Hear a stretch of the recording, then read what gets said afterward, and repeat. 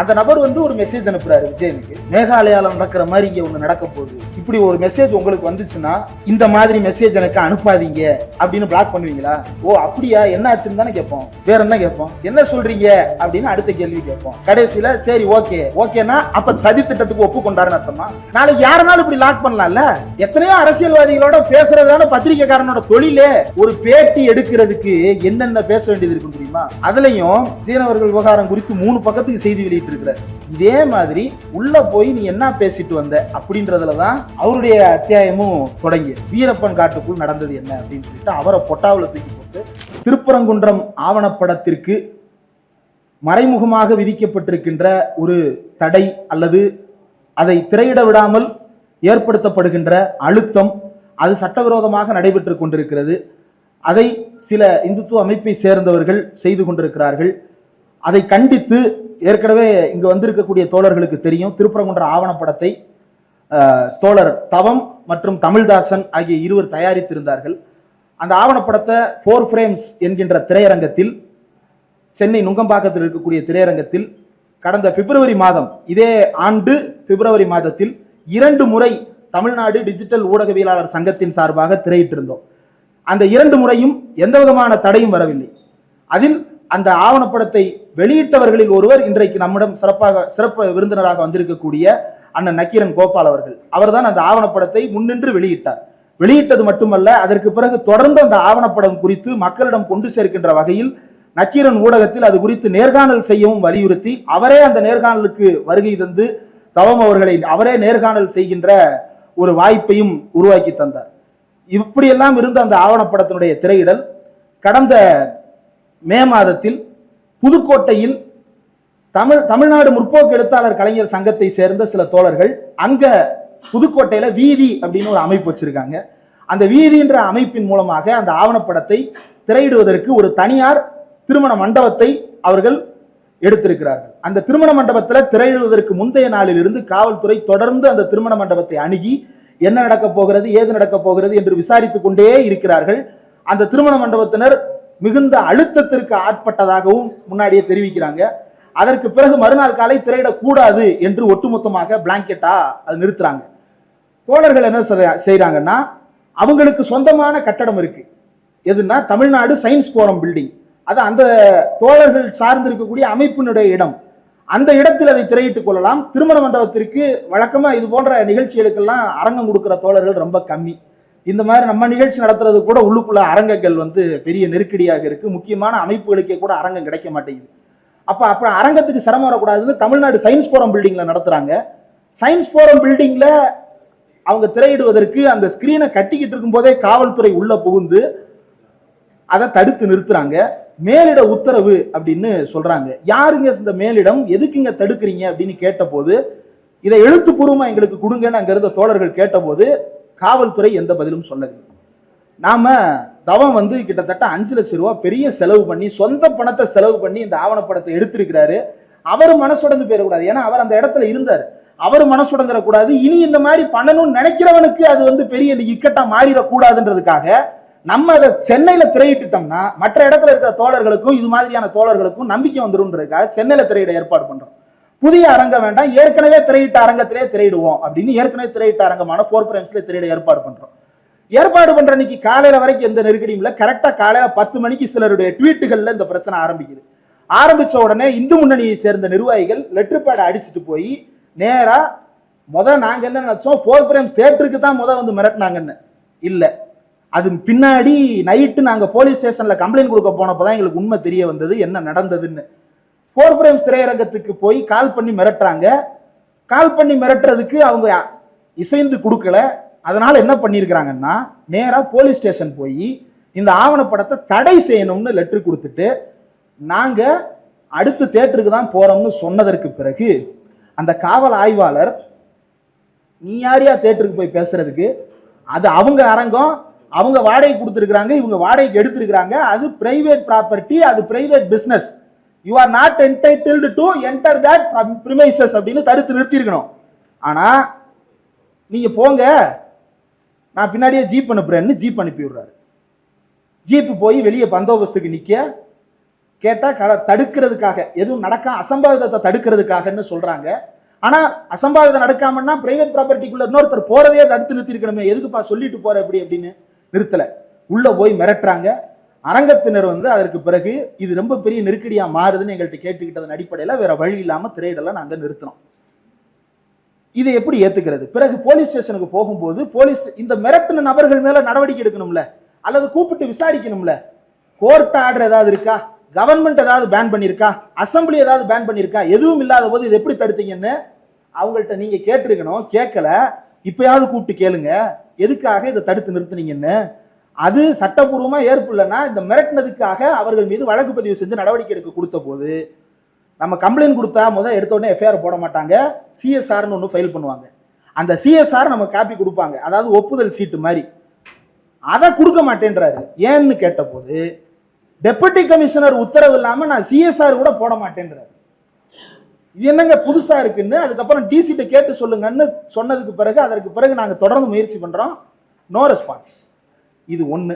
அடுத்ததா இதை நடத்துவதற்கு போன வாரமே திட்டமிட்டோம், வாய்ப்பு இல்லாம போனதுனால இந்த வாரம் நடத்தும் போதுதான் சமூகத்துல பெரிய ஒரு நிகழ்வு நடந்துகிட்டு இருக்கு. இன்றைக்கு இந்திய வரலாற்றிலேயே இல்லாத வகையில இந்த பாரதிய ஜனதா கட்சி அரசு 13 ஆண்டுகள் ஆட்சியில முதல் முறையாக தன்னுடைய தோல்வியை ஒப்புக்கொண்டு ஒன்றிய அமைச்சர் ஒருவர் ராஜினாமா செய்திருக்கிறார். அந்த ராஜினாமா செய்வதற்கு காரணம் மாணவர்கள் நடத்திய எழுச்சி மிக்க போராட்டம். அந்த எழுச்சி மிக்க போராட்டத்தின் விளைவாக இன்றைக்கு இது நடந்திருக்கிறது. ஆனா இதுக்கு ரெண்டுக்கு நடுவுல தொடக்கம் போராட்டம், முடிவு பிரதானின் ராஜினாமா என்றால் நடுவில் என்ன நடந்தது? மாணவர்கள் மீது துப்பாக்கி ரவைகளால் சுட்டு அவர்கள் உடல் எல்லாம் பொத்தல் பொத்தலாக ஆக்கப்பட்டிருக்கிறது. அவர்கள் மீது ஷாக் அடிக்கக்கூடிய தடிகள், இதெல்லாம் ஹாலிவுட் படத்துல தான் இருக்குன்னு நினைச்சேன். இந்த போராட்டத்துக்கு அப்புறம் தான் இந்த ஷாக் அடிக்கிற தடியெல்லாம் நம்ம போலீஸ்லயே இருக்குன்றது தெரிய வருது. அடிச்சு துன்புறுத்தி பெண்களை ரொம்ப மோசமாக நடத்தி இன்னைக்கு போராட்டம் முடிஞ்சிருச்சு, பேச்சுவார்த்தை உள்ளுக்குள்ள போய்கிட்டு இருக்கு. ஆனாலும் தடியடி நடந்து கொண்டிருக்கிறது. ஆனாலும் கண்ணீர் புகை கொண்டு வீசிக்கொண்டே இருக்கிறார்கள். இவர்களுக்கு ஆதரவாக தமிழ்நாட்டில் போராட்டம் நடத்தினால் தமிழ்நாட்டிலும் காவல்துறை இதே மாதிரியான அடக்குமுறைகளை இடதுசாரி இயக்கங்களை சேர்ந்த மாணவர்கள் மீது கட்டவிழ்த்திருக்கிறது. அந்த 3 நாட்கள், இப்போ இன்றிலிருந்து ஒரு 4 நாட்கள் பின்னாடி போய் பார்த்தோம் அப்படின்னா கண்டினியூஸா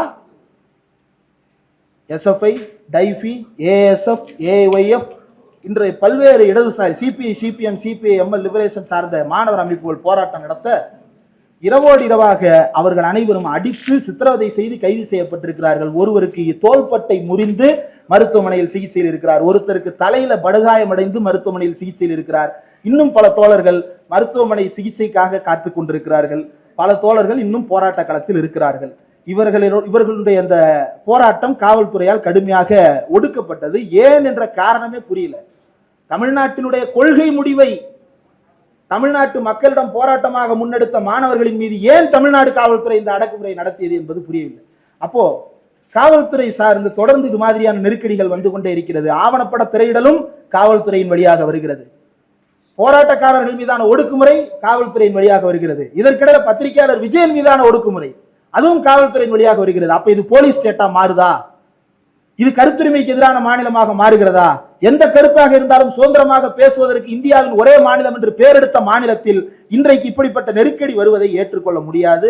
ஆகவே நீட் போராட்டத்தில் ஈடுபட்டிருக்கக்கூடிய மாணவர்கள் மீதான தேசிய அளவிலான மாநில அளவிலான காவல்துறை ஒடுக்குமுறையை கண்டித்தும் அவர்களுடைய கருத்துரிமையை பாதிக்கின்ற அரசியலினுடைய போக்கை கண்டித்தும் திருப்பரங்குன்றம் ஆவணப்படம் திரையிடுவதை தடுத்து நிறுத்தி கொண்டிருக்கக்கூடிய இந்துத்துவ அமைப்பினர் மற்றும் அவர்களுக்கு உதவியாக இருக்கக்கூடிய காவல்துறையினுடைய நடவடிக்கையை கண்டித்தும் இந்த கருத்தரங்கத்தை நடத்துவது என்று தீர்மானித்தோம்.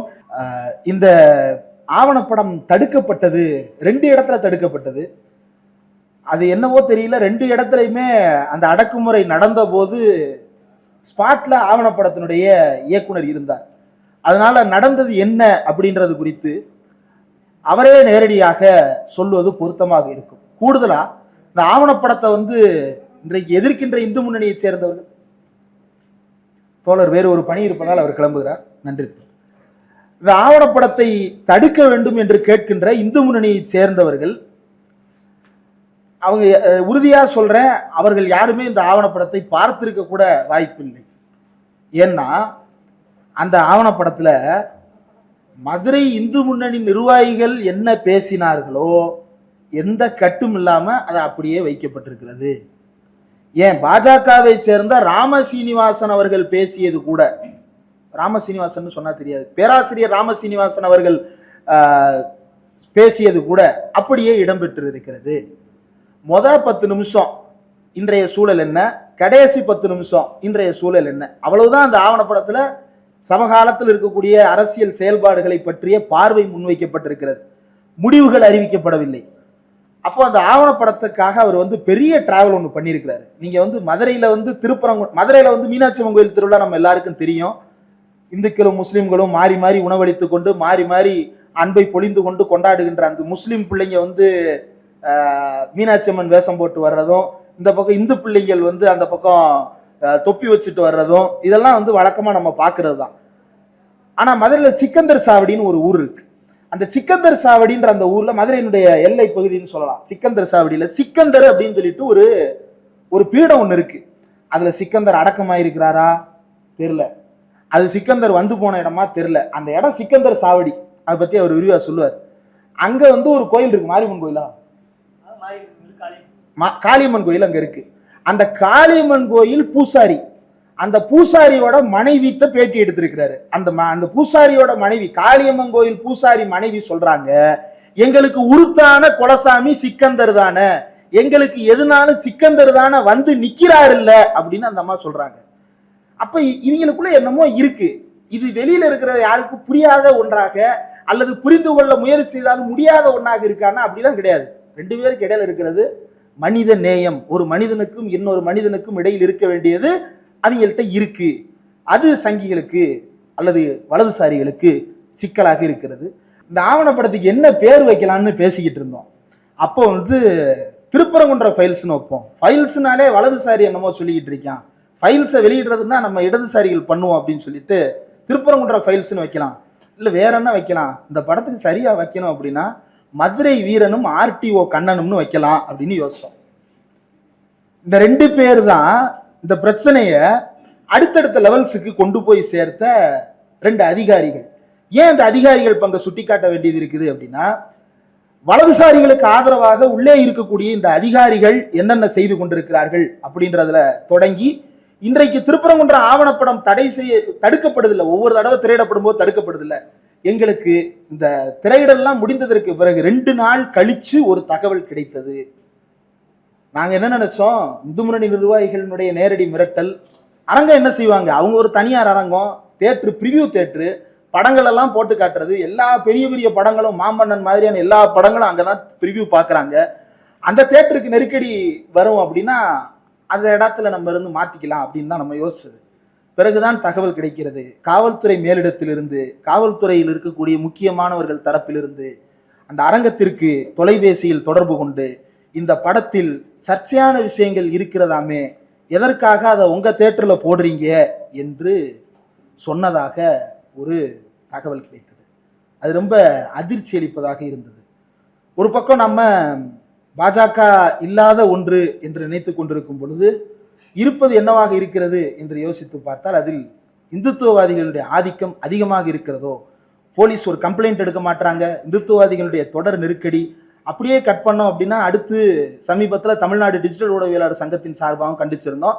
பிரஸ் கிளப்பின் மூலமாகத்தான் அந்த தகவல் வெளியே வருது. என்னன்னா, பத்திரிகையாளர் விஜயன் அவர்களை அழைத்து கொண்டு போய் விடிய விடிய உட்கார வைத்து தூக்கம் இல்லாமல் அவரை காவல்துறையில விசாரணை செய்கிறேன் என்ற பெயர்ல எதையாவது சொல்லுங்கன்னு உட்கார வச்சு அனுப்பி இருக்கிறாங்க.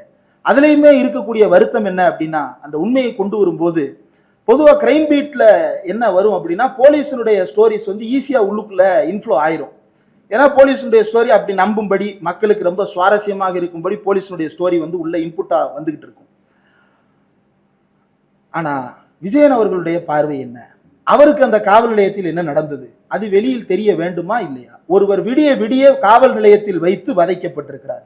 காவல் நிலையத்துல வச்சு என்னப்பா வதைச்சாங்க, அவர் நல்லா தானே வந்தாரு. காவல் நிலையத்துல உட்கார வைக்கிறதே வதைதான்.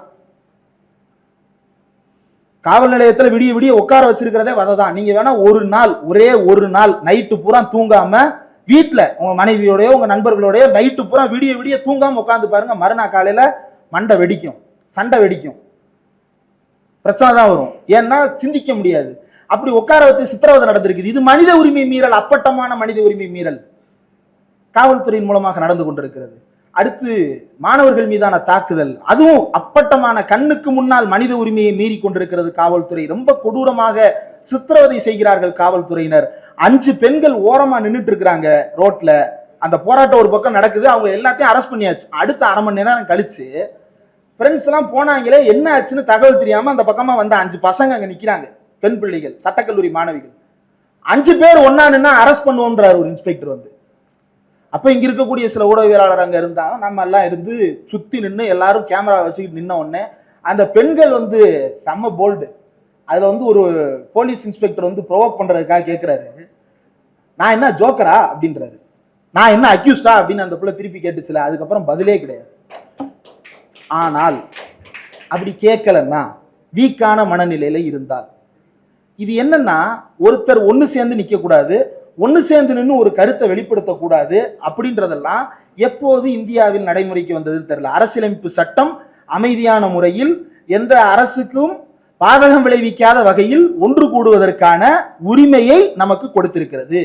அதன் அடிப்படையில் 10 பேர் ஒன்னா நின்று ஒரு கருத்தை பேசுவதற்கான, அல்லது அதிகம் பேர் ஒன்னா நின்று ஒரு கருத்தை அமைதியான வழியில் பேசுவதற்கான உரிமை இருக்கிறது. அந்த உரிமை எங்கே பறிபோய் விட்டது என்பதை பேசுவதற்காகத்தான் நாம மீண்டும் மீண்டும் அந்த கருத்துரிமை என்கின்ற அந்த கோணத்தை வலியுறுத்தி கொண்டே இருக்கிறோம். ஏன் இங்க இருக்கக்கூடிய தோழர் சுகிதா அவர்கள், தோழர் நக்கீரன் கோபால் அவர்கள், தோழர் சூர்யா கிருஷ்ணமூர்த்தி அவர்கள் அழைச்சோம் அப்படின்னா, இந்த திருப்பரங்குன்றம் ஆவணப்படம் தடை செய்யப்பட்ட உடனே முதல் அழைப்பு வெளியில ஊடகங்கள்ல இருந்து, இன்சைட் சர்க்கிளை தாண்டி ஊடகங்கள்ல இருந்து வந்தது வந்து தோழர் சுகிதா அவர்கள்ட்ட இருந்து தான் வந்தது. இது பத்தி நம்ம பேசலாம் அப்படின்னு சொல்லிட்டு விரிவான நேர்காணல். அதே போல அறக்கழகம் தவம் அவர்களை விகடன்ல இருந்து தொடர்பு கொண்டு இணையதளத்துல வெளியிட்டு இருக்கிறாங்க. ஆனா பிரிண்ட்ல எங்களை முதல்ல பதிவு பண்ணது அண்ணன் நக்கீரன் கோபால் அவர்களும் நக்கீரன் ஊடகமும் தான். நாங்க முதல்ல ராஜரத்ன ஸ்டேடியத்துக்கு முன்னாடி தி வயர்னுடைய ஆசிரியர் சித்தார்த்துக்கு மேலையும் கரண் தாப்பார் மேலையும் தேசவிரோத வழக்கு பதிவு செய்யப்பட்டதாக செய்தி கிடைச்ச உடனே நாம இங்க தமிழ்நாட்டில் அதற்கு எதிராக டிஎன்டிஜே சார்பாக கண்டன ஆர்ப்பாட்டத்தை நடத்தினோம். அன்னைக்கு வந்து இஷ்யூ டேட் அன்னைக்கு அவர் வந்து அந்த மேடையில வந்து எங்களோட இருந்துட்டு எப்படி அதை சாத்தியப்படுத்தினாருன்னு தெரியல. மறுநாள் கால இஷ்யூ வருது, இஷ்யூல வந்து டிஎன்டிஜே ஆர்ப்பாட்டத்தையும் ஒரு செய்தியாக அவர் வெளியிட்டிருந்தார். அதே போல ஆவணப்படம் தடை செய்யப்பட்ட விஷயம் குறித்தும் ரொம்ப விரிவாக நக்கீரன்ல ஒரு 2 பக்கத்துக்கு வந்து அதை வந்து விரிவாக செய்தியாக பதிவு செய்திருந்தார். இன்றைக்கு விஜயன் நாளைக்கு யாராக வேண்டுமானாலும் இருக்கலாம் அப்படின்னு அவங்க சொன்னதுல சிலர் கூட சொல்றாங்க, இது எப்படி பத்திரிகை சுதந்திரத்திற்கு எதிரானதாக ஆகும், விசாரணைக்கு அழைப்பது சகஜம் தானே அப்படின்னு. ஒன்னும் இல்ல, பத்திரிகை துறையை விட்டுருங்க, ஆபீஸ்ல வேலை பார்க்கிற எல்லாருக்கும் நல்லா தெரியும், அபிஷியல் குரூப்பை தாண்டி அன்அபிஷியல் குரூப்னு ஒண்ணு இருக்கும்.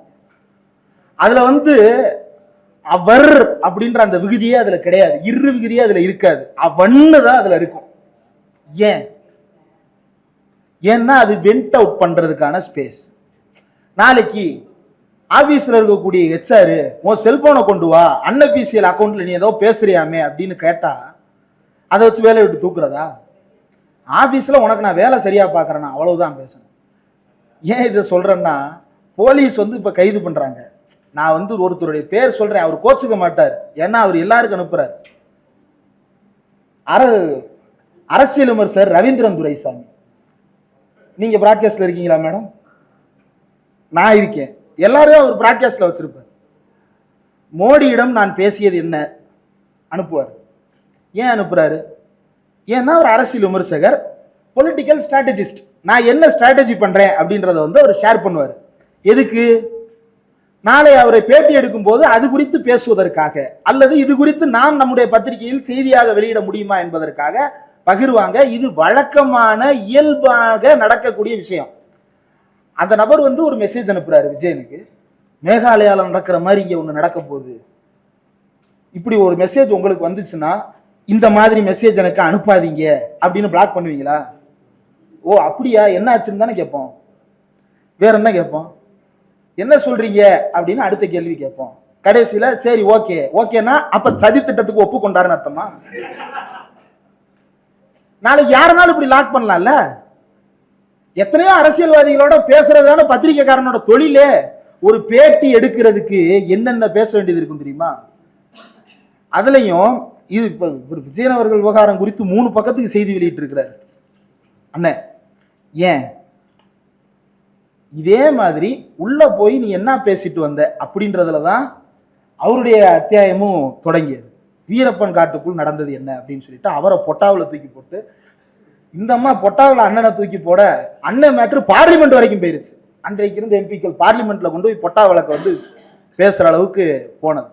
இப்போ இப்படி தமிழ்நாடு அப்படின்னு சொல்லிட்டு இதை பேசுறதுக்காக இந்த கூட்டத்துக்கு அழைக்கிறதுக்காக அண்ணனோட ஆபீஸ்க்கு போயிருந்தோம். போலீஸ் இப்படி பண்ணுதுன்னு அப்படின்னு சொல்லிட்டு மேடையை பார்த்தா இப்படி ஒரு அட்டப்படம் போட்டிருந்தாரு.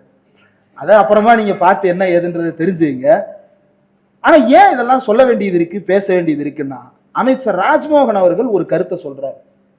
சாலைகள் நடமாடுவதற்கான இடம், போக்குவரத்துக்கான இடம், அது போராட்டத்திற்கான இடம் அல்ல. சரி, அமேசான் காட்டில் இருக்கும் அரியவகை மூலிகளோடு உட்கார்ந்து போராட்டம் நடத்தலாமா? கொல்லிமலையில் போய் போராட்டம் நடத்தலாமா? கொல்லிமலைக்கு போனா அது ட்ரைபல் ஸ்பேஸ், அங்க நடத்தக்கூடாது. வீட்டுக்குள்ள உட்கார்ந்து நடத்தலாமா? அப்படின்னா டிஎன்எஸ்எஃப் தமிழ்நாடு சயின்ஸ் போரம் அவங்க ஆபீஸ்ல ஸ்கிரீன் பண்றதே போலீஸ் உள்ள தடுக்கிறாங்களே, அப்ப எங்க உட்கார்ந்து போராட்டம் பண்றது?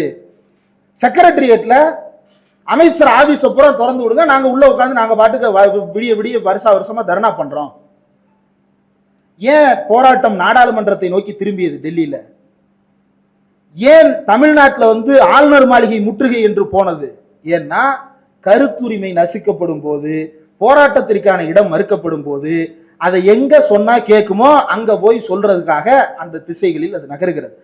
அப்போ கருத்தை வெளிப்படுத்தும் விதம், தோழர் சொன்னாங்க, சில பத்திரிகையாளர்கள், சில அறிவுஜீவிகள் ஐடி ஆக்டை ஸ்ட்ரிக்ட் பண்ணி சோசியல் மீடியா பேஜஸை முடக்கணும்னு. ஏற்கனவே நடக்குது. ஆவணப்படத்தை தடுத்துட்டாங்க. தடுத்த ஆவணப்படத்தை பத்தி கண்டன அறிக்கை நாங்க வெளியிட்டுட்டோம். தமிழ்நாடு டிஜிட்டல் ஊடகவியலாளர் சங்க சார்பா வெளியிட்டுட்டோம். அதை பல்வேறு தோழர்களுக்கும் அனுப்பணும். அதை பார்த்த உடனே திராவிடர் விடுதலை கழகத்தினுடைய பொதுச் செயலாளர் விடுதலை ராஜேந்திரன் அவர்கள் ஒரு கண்டன அறிக்கை வெளியிட்டார். கண்டன அறிக்கை வெளியிட்டா அதை ஸ்கிரீன்ஷாட் எடுத்து பேஸ்புக்ல போடுவோம்ல. பேஸ்புக்ல ஒரு போட்டோ அடுத்த நிமிஷம் எனக்கு அனுப்புறாங்க. நான் ஓபன் பண்ணி பார்த்தா போஸ்ட் நாட் அவைலபிள். என்னடா போஸ்ட் நாட் அவைலபிள் காட்டுது அப்படின்னு பானா, ரீசன் என்ன, ஸ்கிரீன்ஷாட் அனுப்புங்க அப்படின்னு கேட்டு வாங்கி பார்த்தா, due to the local legal requirements, உள்நாட்டு சட்டதிட்ட விதிகளின் தேவைப்படி இந்த பதிவு முகநூல் நிர்வாகத்தால் ஐடி விதிகளுக்கு உட்பட்டு தன்னிச்சையாக நீக்கப்பட்டது, சென்சார் அறிவிக்கப்படாமல் ஏற்கனவே வந்துவிட்டது, சமூக வலைதளங்களில் அரசுக்கு கோரிக்கை வைத்தோ அல்லது அரசை நோக்கி பேசியோ ஏதோ ஒரு கருத்தை வெளியிட்டால் அதை வெளியிடக்கூடாது என்று முகநூல் நிர்வாகமே ஆட்டோமேட்டிக்கா அதை டெலீட் பண்ணுது. ரோட்ல உட்கார்ந்து போராட்டம் பண்ணக்கூடாது, அந்த போராட்டத்தை பத்தி சோசியல் மீடியால எழுதவும் கூடாது. அப்ப எங்க பேசுறது? பேசக்கூடாது. முதலமைச்சர் மாதிரி இருக்க முடியாது நம்மளால. நமக்கு உரிமையை பற்றிய புரிதல் இருக்கிறது, அந்த புரிதலை பேசுவதற்கு கருத்து இருக்கிறது, அந்த கருத்தை பேசுறோம், அதுக்காக உரிமை கேட்கிறோம். இதற்கு இப்போது தமிழ்நாட்டில் புதிய சென்சார்ஸ் எல்லாம் கொண்டிருக்கிறது.